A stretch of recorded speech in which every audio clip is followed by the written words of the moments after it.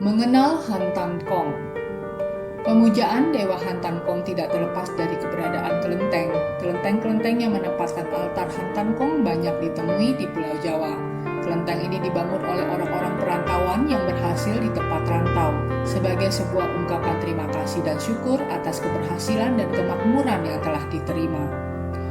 Kelenteng yang menempatkan altar Hantan Kong adalah dewa yang dikenal sebagai dewa rejeki, seringkali disebut juga sebagai dewa harta atau dewa kemakmuran.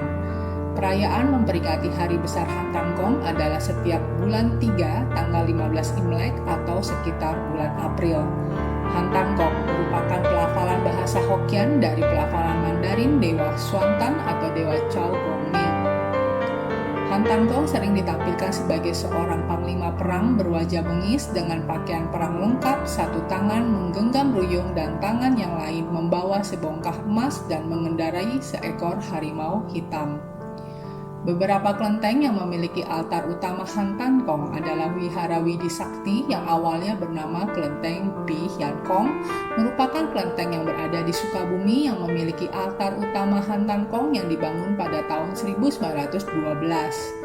Kelenteng yang lain adalah yang berdiri di daerah Cilengsi, yaitu Kelenteng Hantan Kong atau Wihara Dharma Bakti yang berdiri pada tahun 1818. Dan di Jakarta ada Kelenteng Kim Tae-yuan atau Kim Tek-i dalam bahasa Hokkien atau Wihara Dharma Bakti yang berdiri tahun 1650. Terdapat sebuah kelenteng kecil yang khusus dibangun untuk pemujaan Swantan Swansue atau Hantan Kong ini. Hantan Kong adalah salah satu tokoh yang mendapatkan gelar Dewa Rejeki atau Caisen. Kisah dan asal-usul Hantan Kong di dalam buku San Chow Yuan Liu Shou Sen Tachuan atau koleksi lengkap asal-usul dewa-dewi aliran Samkau disebutkan bahwa Swantan atau Chow Yuan Sui atau Tio Guan Sui dalam bahasa Hokkien atau Jenderal Chow yang bernama Kong Ming. Ia berasal dari pegunungan Chong Nanshan atau Cheong Lam San dalam bahasa Hokkien.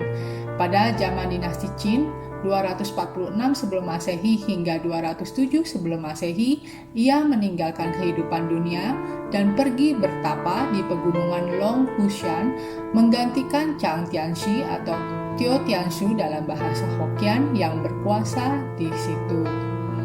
Kemudian Yu Huangtati memberikan kuasa besar antara lain memerintah 3 lapisan alam, mengadakan penjagaan di 5 penjuru dan memilih tokoh-tokoh untuk memerintah 9 benua. Pengiring Chow Yuan Sui atau Tio Guan Sui dalam bahasa Hokkien sangat banyak berjumlah